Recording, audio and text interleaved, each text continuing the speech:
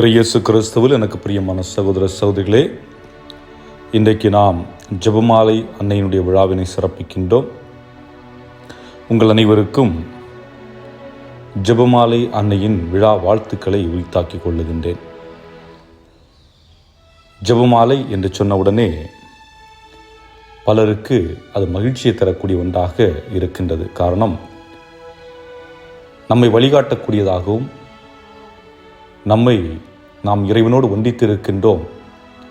ஆலயத்திற்கு செல்லுகின்ற நேரங்கள் தவிர மற்ற நேரங்களில் நாம் இறைவனோடு ஒன்றித்திருக்கின்றோம் என்ற ஒரு உணர்வை கிறிஸ்தவர்களுக்கு மட்டுமல்ல, மாறாக ஜெபமாலை கையில் ஏந்தி கொண்டிருக்கின்ற ஒவ்வொரு சக மனிதர்களுக்கும் இது ஒரு மகிழ்ச்சியான நேரம். என்னால் பல நேரங்களில் பார்த்திருப்போம், வேளாங்கண்ணிக்கு செல்ல இருக்கின்ற எத்தனையோ நபர்கள் ஜெபமாலை மந்திரித்து கழுத்திட்டு இறைவனுடைய ஆசிரியரை அன்னை வழியாக பெற்றுக்கொள்வதற்காக அவர்கள் செல்லுவதை நாம் பார்த்திருக்கின்றோம்.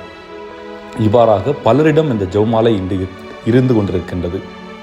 ஆக அன்னையினுடைய ஜெபமாலை நமக்கு எந்த அளவிற்கு உதவிகரமாக இருக்கின்றது என்பதையும் நாம் சிந்தித்து பார்ப்போம். இந்த ஜெபமாலை என்பது 53 மணி, அதாவது 53 முத்துக்களை ஒன்று சேர்த்து வைத்திருப்பார்கள். இந்த முத்துக்களை உருட்டி நாம் சொல்லக்கூடிய ஜெபங்கள் 2. ஒன்று, விண்ணுலகில் இருக்கின்ற எங்கள் தந்தை. அந்த ஜெபம் என்பது நமக்கு ஆண்டவர் இயேசு கிறிஸ்து கற்றுக் கொடுத்த ஜெபம். 2வது ஜெபம் என்பது கபிரியேல் வானதூதர் அன்னை மரியாளுக்கு காட்சி கொடுத்த பொழுது, அருள் நிறைந்த மரியே வாழ்க, ஆண்டவர் உடனே என்று சொன்ன அந்த வார்த்தையை நாம் சொல்லுகின்றோம். அதாவது இறைவன் வானதூதருக்கு சொன்ன வார்த்தை, வானதூதர் அன்னை மரியாவிடம் சொன்ன வார்த்தையை நாம் மீண்டும் சொல்லிக்கொண்டு அதன் வழியாக அன்னையிடம் பரிந்துரை கேட்கின்றோம். அன்னையிடம் பரிந்துரை கேட்க அந்த ஜெபத்தையும் நாம் இந்த ஜெபமாலை வழியாக சொல்லுகின்றோம். ஆக அன்னையோடு இணைந்து நாம் ஜெபிக்கின்றோம். அவர்கள் நமக்காக பரிந்துரை செய்கின்றார்கள். அதோடு அன்னையோடு இணைந்து நாம் ஜெபிக்கக்கூடியதான் இந்த ஜெபம். ஆனால் இந்த ஜெபமாலையின் மகிமை என்ன என்று நாம் பார்க்க வேண்டும். இன்றைய காலத்திலே ஒரு போரில் வெற்றி பெற வேண்டும் என்றால் ஆயுதங்கள் வேண்டும், போர் கப்பல்கள் வேண்டும், விமான ஃபைட்டர்ஸ் வேண்டும், மிசைல் வேண்டும். இதுபோல் பலவற்றை பயன்படுத்தி கொண்டிருந்தும் ஒருவர் மற்றவரை அழித்து கொண்டுதான் இருக்கின்றார்கள். நாம் பார்த்து கொண்டிருக்கின்றோம். இஸ்ராயல் நாட்டில் என்ன நடக்கிறது, ஈரானில் என்ன நடக்கிறது, அதை சுற்றியுள்ள பகுதிகளில் என்ன நடக்கிறது, உக்ரைனில் என்ன நடக்கிறது, ரஷ்யாவில் நடக்கிறது என்று இதுபோன்ற இன்னும் பல நாடுகள் உள்நாட்டுப் போர்கள் என்று பல இடங்களில் ஆயுதங்களை பயன்படுத்தி கொண்டிருக்கின்றார்கள். ஆயுதங்கள் பயன்படுத்துவதனால் மனிதனை அழிவிலிருந்து காப்பாற்ற முடியுமா? நிச்சயமாக முடியாது. ஆக நாம் வெற்றி பெற எடுத்து வைக்கின்ற இந்த ஆயுதங்கள், இந்த உலகின் ஆயுதங்கள் எதுவுமே மனிதனுடைய நலத்திற்கு பயனுள்ளதாக இல்லை என்பதுதான் யதார்த்தமான உண்மை. ஆனால் 1571ஆம் ஆண்டு ஒட்டமன் என்ற எம்பையர், அவருடைய அந்த அரசானது என்ன செய்கிறது, கிறிஸ்தவர்களுக்கு எதிரான புரட்சி, அதாவது கிறிஸ்தவர்களை அடக்கி ஒடுக்க வேண்டும், கிறிஸ்தவ மதத்தை பரப்பவிடக்கூடாது என்ற ஒரு நிலைப்பாடை எடுத்து சென்று கொண்டிருக்கின்ற பொழுது கிறிஸ்தவர்கள் போர்கொடி தூக்கின்றார்கள். போர்கொடி என்றால் அவர்கள் கையிலே துப்பாக்கிகளையோ அல்லது ஈட்டிகளையோ அம்புகளையோ ஏந்தவில்லை, மாறாக ஜெபமாலை கையில் எடுத்து ஜெபிக்கின்றார்கள். அன்னை அந்த ஜெபமாலை வழியாக இவர்களுடைய ஜெபங்களை எல்லாம் ஆண்டவர் இயேசு கிறிஸ்துவிடம் எடுத்துச் செல்லுகின்றார். இறைவன் அந்த ஜெபமாலை வழியாக அந்த மக்களுக்கு அந்த போரிலே வெற்றி ஏற்படுத்தி கொடுக்கின்றார். அமைதியான நிலை ஏற்படுகின்றது. ஆக ஜெபமாலை என்னும் ஒரு புனிதமான ஆயுதத்தின் வழியாக வெற்றி அடையலாம் என்பதுதான் நமக்கு கொடுக்கப்படுகின்ற செய்தி. ஆக அன்புக்குரியவர்களே, ஜெபமாலை சொல்லும்போது எதை தியானிக்கின்றோம்? இது ஒரு எளிய ஜெபம் மட்டுமல்ல, மாறாக இயேசுவின் வருகை முதல் அவர் விண்ணுக்கு செல்லும் வரை நிகழ்ந்த அனைவற்றையும் நாம் நீத்து பார்த்து தியானிக்கின்றோம். இதுதான் யதார்த்தமான உண்மை.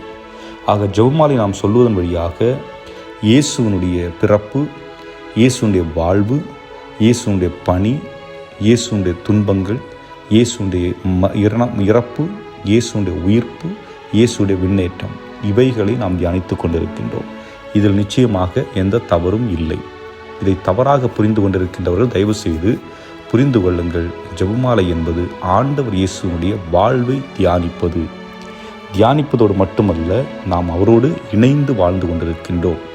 அவரோடு ஒன்றித்து வாழ்வதற்கு நமக்கு கொடுக்கப்பட்டிருக்கின்ற ஒரு புனிதமான ஆயுதம்தான் இந்த ஜெபமாலை.